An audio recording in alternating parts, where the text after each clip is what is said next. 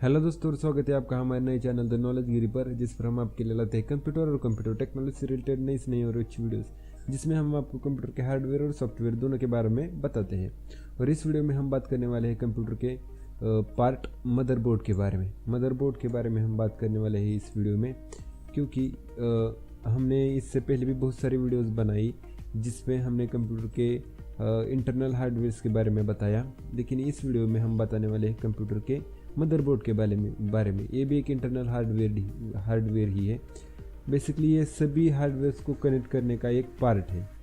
Computer के सभी hardware जितने भी होते हैं वो सभी मदरबोर्ड के साथ कनेक्ट होते हैं, और मदरबोर्ड सभी पार्ट के साथ कनेक्ट होता है। जैसे आपका माउस हो गया, आपका प्रोसेसर हो गया, रैम हो गई, हर किसी पार्ट के साथ एक कनेक्ट होता है। जैसे यहाँ पर इसकी रैम स्टिक को कनेक्ट किया जाता है, उसके बाद यहाँ पर PCI कार्ड्स को कनेक्ट किया जाता है, यहाँ पर CPU स्लॉट है जिसमें CPU को कनेक्ट किया जाता है, यहाँ पर IO पोर्ट्स है जहाँ पर इनपुट और आउटपुट डिवाइसेस को कनेक्ट किया जाता है अलग अलग, यहाँ पर PCI स्लॉट है जिसमें छोटे नेटवर्क कार्ड हो गया या USB एक्सटेंशंस हो गए। ज़्यादा से ज़्यादा आपको अलग अलग पोर्ट में कन्वर्ट करने के लिए भी यहाँ पर अलग अलग कार्ड्स मिलते हैं PCI के लिए। यहाँ पर SATA पोर्ट्स हो गए, और भी बहुत सारे पोर्ट्स है जहाँ जैसे यहाँ पर छोटे छोटे पोर्ट्स है जिसके ज़रिए कंप्यूटर के मदरबोर्ड को अलग अलग इंफॉर्मेशन आप दे सकते हो। तो इसी मदरबोर्ड के बारे में आज हम इस वीडियो में बात करने वाले हैं। तो सबसे पहले जान लेते हैं कि मदरबोर्ड आखिर है क्या, कंप्यूटर में क्या यूज़ होता है और क्यों इम्पोर्टेंट होता है आपको कंप्यूटर में मदरबोर्ड लगाना। तो बात करते हैं, तो ये जो कंप्यूटर है आपका वो इसी के ज़रिए काम करता है। जैसे यहाँ पर एक CPU लगा हुआ है और यहाँ पर रैम लगी हुई है। तो ये इन दोनों को कनेक्ट करने के लिए एक मीडियम तो होना चाहिए, किससे ये दोनों कनेक्ट होंगी, तो ये होता है मदरबोर्ड। मदरबोर्ड के ज़रिए ही CPU और रैम और हार्ड डिस्क और CPU और माउस कीबोर्ड जितने भी सारे हार्डवेयर से वो मदरबोर्ड के ज़रिए ही कनेक्ट होते हैं। ये तो हो गया हार्डवेयर का। अब बात करते हैं सॉफ्टवेयर के बारे में। सॉफ्टवेयर भी हार्डवेयर के साथ कनेक्ट करने के लिए मदरबोर्ड ही चाहिए होता है, क्योंकि मदरबोर्ड के अंदर ही वो फर्मवेयर होता है जिसके ज़रिए आपके हार्डवेयर और सॉफ्टवेयर कनेक्ट हो पाते हैं। तो इसका सबसे बेसिक जो काम होता है और सबसे important, connecting hardware to softwares, ये होता है। हार्डवेयर को सॉफ्टवेयर के साथ कनेक्ट करना, ये भी एक मदरबोर्ड का वर्क होता है, और एक बैकबोन होता है आपके कंप्यूटर का, क्योंकि इसी पे सब कुछ लगा हुआ है। मदरबोर्ड पे ही सब कुछ लगा हुआ है। रैम, प्रोसेसर या कोई भी हार्डवेयर, कोई भी डिवाइस जो भी आप कंप्यूटर के साथ कनेक्ट करोगे वो मदरबोर्ड पे ही लगा हुआ है। तो इसलिए ये बैकबोन है आपके पूरे कंप्यूटर की।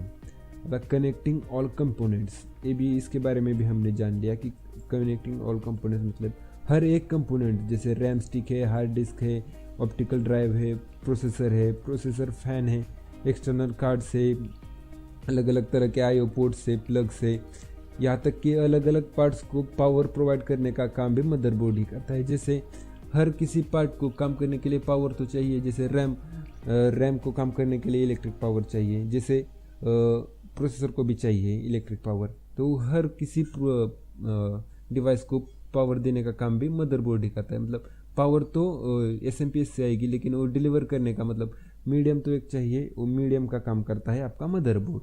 डाटा का एक जगह से दूसरी जगह डाटा ले जाने का काम भी मदरबोर्ड ही करेगा, और पावर एक जगह से दूसरी जगह ले जाने का काम भी मदरबोर्ड ही करेगा।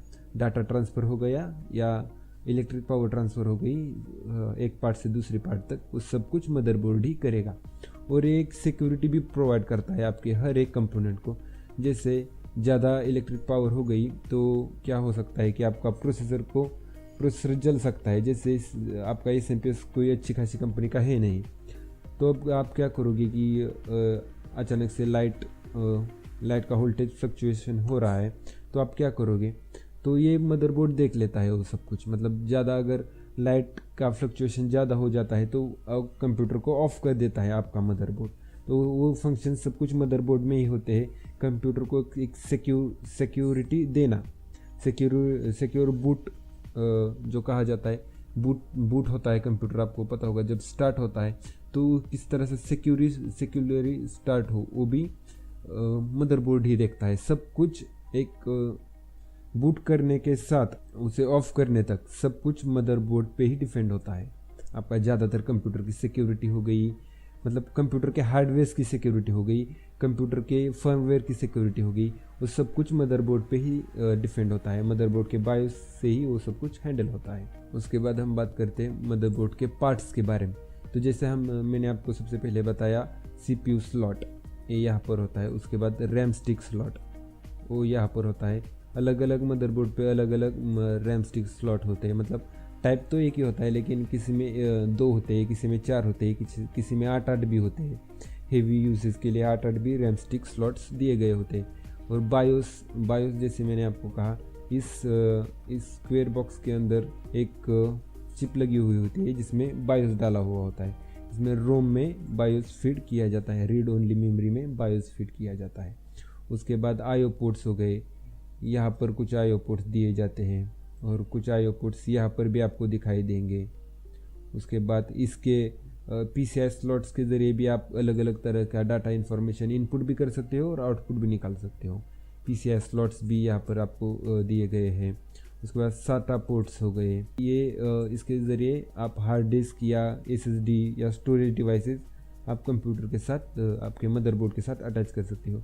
उसके बाद एक लेटेस्ट आया है M.2 पोर्ट, लेटेस्ट मतलब इसे भी लगभग 10-12 साल हो गए आकर, तो वो भी आपको यहाँ पर दिखाई देगा मदरबोर्ड पर। यहाँ पर एक पावर सॉकेट है जिसके ज़रिए आप पावर कंप्यूटर को दे सकते हो, मतलब कंप्यूटर को मतलब मदरबोर्ड को आप पावर दे सकते हो।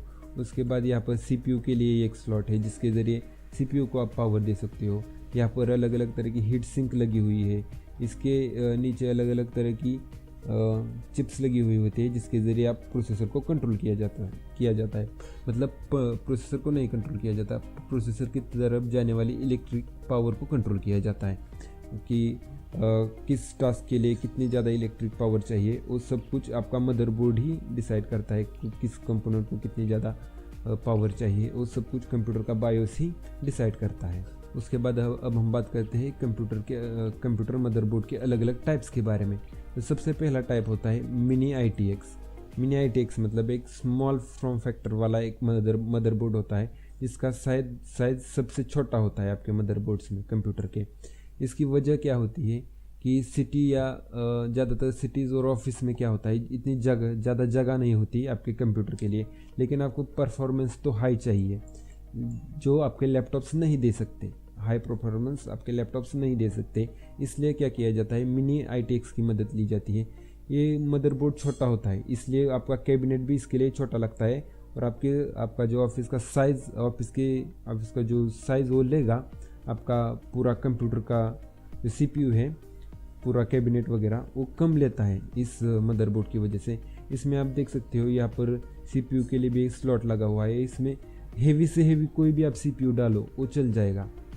यहाँ पर रैम स्लॉट दी गई है, सिर्फ 2 रहती है, लेकिन इसमें आप 64 GB तक भी आप रैम लगा सकते हो। जैसे 32 GB की 2 स्टिक्स भी आप इसमें लगा सकते हो। मतलब ये हेवी से हेवी गेमिंग भी कर देगा, हेवी से हेवी आपका वीडियो एडिटिंग भी कर देगा ये छोटा सा मदरबोर्ड। उसके साथ ही साथ इसमें आप हेवी से हेवी कोई भी ग्राफिक कार्ड भी लगा सकते हो।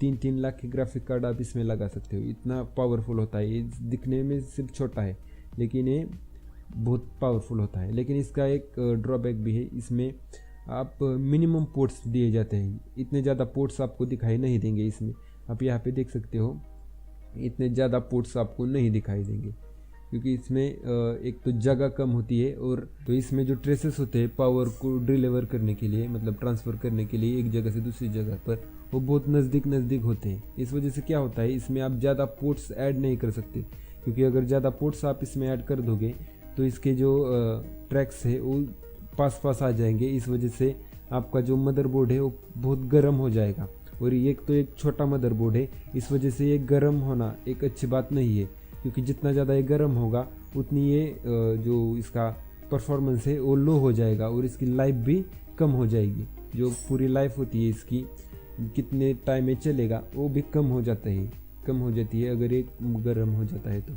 इसलिए इसकी परफॉर्मेंस और इसकी लाइफ बढ़ाने के लिए, गारंटी बढ़ाने के लिए इसे ज़्यादा पोर्ट्स नहीं दिए जाते। अब बात करते हैं हम स्टैंडर्ड ATX के बारे में। जैसे हमने मिनी ATX के बारे में बात की कि ये बहुत छोटा होता है, तो ये स्टैंडर्ड ATX सबसे बड़ा मदरबोर्ड होता है आपके कंप्यूटर में। जितने भी आप मदरबोर्ड लाओगे स्टैंडर्ड ATX सबसे बड़ा ही होगा, क्योंकि इसमें ज़्यादा से ज़्यादा रैम स्टिक के स्लॉट्स दिए जाता है। सबसे ज़्यादा रैम स्टिक के स्लॉट स्टैंडर्ड ATX में ही होते हैं, 8 स्लॉट्स होते हैं। आपको हाई एंड कोई भी प्रोसेसर लगाने के लिए आपको स्लॉट में एक सॉकेट मिल जाएगा। कोई भी हाई एंड आप इसमें मदरबोर्ड आप इसमें प्रोसेसर लगा सकते हो। उसके बाद इतने सारे पोर्ट्स PCI के लिए दिए गए हैं। आप इसे देख सकते हो, PCI स्लॉट से सब कुछ, इतने सारे ग्राफिक कार्ड भी आप इसमें एक साथ लगा सकते हो और मदरबोर्ड चलेगा, मतलब जलेगा नहीं, इसका चलेगा अच्छे से। क्योंकि अगर अब बात करते हैं हम स्टैंडर्ड ATX के बारे में। स्टैंडर्ड ATX सबसे ज़्यादा बड़ा मदरबोर्ड आपको दिखाई दे रहा होगा, क्योंकि इसमें सब कुछ ज़्यादा है। इसमें मैक्सिमम पोर्ट्स आपको मिल जाएंगे अलग अलग तरह के। ऑडियो के लिए आप देख सकते हो 6 पोर्ट्स है। आप USB के लिए आप देख सकते हो कितने सारे पोर्ट्स है। अलग अलग तरह के पोर्ट्स आपको इसमें दिखाई देंगे। डिस्प्ले के लिए पोर्ट्स आपको इसमें दिखाई देंगे। और इसमें आप कितने सारे ग्राफिक कार्ड लगा सकते हो। आप देखिए 1 2 3 4 5 ग्राफिक कार्ड एक साथ लगा सकते हो, या कोई भी 5 कार्ड आप एक साथ लगा सकते हो इसमें। जैसे मैंने आपको पहले बताया था मिनी ATX में आप कोई भी सिर्फ एक ही कार्ड इसमें लगा सकते हो, लेकिन इसमें 5 कार्ड आप एक साथ लगा सकते हो। इसके अलावा आप अलग अलग तरह के डाटा के आप यहाँ पर डिवाइसेस लगा सकते हो। जैसे हार्ड डिस्क है, SSD है। आप इसमें 1 2 3 4 5 हार्ड डिस्क एक साथ लगा सकते हो। इसके SATA पोर्ट्स इतने ज़्यादा दिए है। इसके अलावा भी अगर आपको हार्ड डिस्क लगानी है तो इसमें PCI कार्ड में आप कोई भी एक एक्सटेंशन कार्ड लगा के आप हार्ड डिस्क भी इसके अंदर लगा सकते हो। बहुत है, इसका जो अपग्रेडेबिलिटी होती है वो बहुत ज़्यादा होती है, सबसे ज़्यादा होती है अपग्रेडेबिलिटी आपके स्टैंडर्ड ATX में। इससे ज़्यादा बड़ा आपको कुछ है ही नहीं मदरबोर्ड्स में। और इसकी हायर परफॉर्मेंस भी बहुत हाई होती है, मिनी ATX से भी बहुत ज़्यादा हाई इसमें आपको परफॉर्मेंस दिखाई देगी। उसके बाद लार्ज साइज़ होती है, इसका ड्रॉबैक है, सबसे ज़्यादा लार्ज साइज़ होती है। अगर आपका स्टूडियो है या गेमिंग सेंटर है तो ही आपको ये अच्छा मतलब एक बेनिफिशियल ये रह सकता है। अगर आप ऑफिस वर्क वगैरह करते हो तो उसमें ये इतना ज़्यादा यूज़फुल नहीं माना जाएगा, क्योंकि ये बहुत ज़्यादा जगह लेगा। आपका पूरा डेस्क है उसमें आधा जगह तो इसका पूरा सिस्टम ही ले लेगा। अब हम बात करते हैं माइक्रो ATX के बारे में। माइक्रो ATX आपको मिनी ATX से ज़्यादा बड़ा दिखाई देगा, मिनी ATX मदरबोर्ड से ज़्यादा बड़ा आपको दिखाई देगा। और इसमें मिनी ATX से ज़्यादा पोर्ट्स भी आपको दिखाई देंगे। आप यहाँ पे देख सकते हो पोर्ट्स भी मिनी ATX मदरबोर्ड से ज़्यादा है, लेकिन स्टैंडर्ड ATX मदरबोर्ड से कम इसमें पोर्ट्स है। कम आपको यहाँ पर ये भी दिखाई देंगे, जैसे PCI स्लॉट्स भी इसमें कम है। दूसरा इसमें SATA पोर्ट्स भी सिर्फ 4 है, जबकि स्टैंडर्ड ATX में आपको 6 7 10 तक आपको मिल जाते हैं स्टैंडर्ड ATX मदरबोर्ड में। आप यहाँ पे देख सकते हो रैम स्लॉट भी सिर्फ 2 है, जो स्टैंडर्ड ATX में 8 भी आपको दिखाई देते हैं। तो ये मिनी ATX और स्टैंडर्ड ATX के बीच में आ जाता है। मिनी ATX जितने ही आपको इसमें भी पोर्ट्स वगैरह जो फैसिलिटीज़ है वो मिनी ATX जितनी ही मिल जाएगी, बस इसमें आपको जो PCI स्लॉट है वो आपको ज़्यादा मिल जाते हैं, और जो M.2 का स्लॉट है वो भी आपको एक ज़्यादा मिल जाता है। तो ये इसका बेनिफिट होता है। और इसका एक सबसे इम्पोर्टेंट बेनिफिट है कि ये थोड़ा बड़ा है, इस वजह से इसकी जो हीट होता है वो ज़्यादा नहीं होता। जबकि मिनी ATX मदरबोर्ड ज़्यादा हीट हो सकता है, क्योंकि इसकी जो लेंस होती है वो पास होती है, उस वजह से वो पूरी PCB हीट हो जाती है, ज़्यादा गर्म हो जाती है, इसलिए उसे हीट सिंक वगैरह लगानी पड़ती है। लेकिन माइक्रो ATX में ऐसा कुछ नहीं होता। ये आपको पावर भी बहुत ज़्यादा दे देगा, मतलब हाई पावर भी आपको हाई परफॉर्मेंस भी दे देगा, और आपको 100% यूज़ कर सकते हो। आपकी जो CPU है उसे 100% यूज़ कर सकते हो, जबकि आप मिनी ATX में ऐसा नहीं कर सकते। मिनी ATX में ऐसा नहीं कर सकते क्योंकि ये बहुत छोटा है, इस वजह से ये बहुत ज़्यादा तेज़ी से गर्म हो जाता है।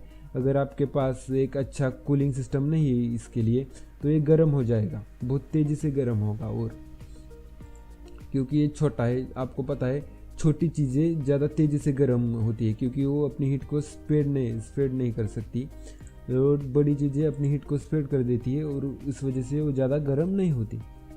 और इसमें भी आपको सेम सब कुछ मिनी आईटेक्स जैसा ही सेम मिल जाएगा, लेकिन इसका साइज़ थोड़ा बड़ा है, इस वजह से इसमें थोड़े पोर्ट्स वगैरह आपको ज़्यादा दिखाई देंगे।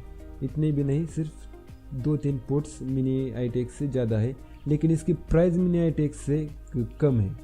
सबसे कम होती है माइक्रो आईटेक्स की प्राइस, क्योंकि इसकी डिमांड सबसे ज़्यादा है। आपकी जो मार्केट है इसमें सबसे ज़्यादा माइक्रो आईटेक्स की डिमांड है। इस वजह से इसका प्रोडक्शन भी बहुत ज़्यादा तेज़ी से होता है, और इसमें आपको अलग अलग तरह के मदरबोर्ड्स मिल जाएंगे, और हर कंपनी के मिल जाएंगे, और हर CPU के लिए मिल जाएंगे। लेकिन इसमें ऐसा नहीं है। मिनी आईटेक्स में आप कुछ गिने चुने CPUs के लिए आपको मिनी आईटेक्स के मदरबोर्ड मिल जाएंगे, या स्टैंडर्ड आईटेक्स के मदरबोर्ड्स आपको मिल जाएंगे कुछ गिने चुने CPUs के लिए। लेकिन माइक्रो आईटेक्स में आपको हर CPU के लिए हर कंपनी में जैसा चाहिए वैसा आपको मदरबोर्ड मिल जाएगा। तो ये थी वीडियोस आपको कंप्यूटर के मदरबोर्ड के बारे में। आई होप कि आपको ये वीडियो अच्छी लगी हो। ये वीडियो अगर अच्छी लगी हो आपको तो प्लीज़ वीडियो को लाइक कर देना, और हमारे चैनल को भी प्लीज़ सब्सक्राइब करके आपको बेल के आइकन को भी दबा सकते हो, ताकि आपको ऐसी कंप्यूटर से रिलेटेड अच्छी वीडियोस अब तक पहुंचती रहे। और अगर आपको ये वीडियो थोड़ी नॉलेजेबल लगी हो तो प्लीज़ इस वीडियो को शेयर भी आप कर सकते हो कि आपके किसी भी दोस्त के साथ। तो वीडियो अच्छा लगा हो तो लाइक करके जाना। Thank you for watching this video.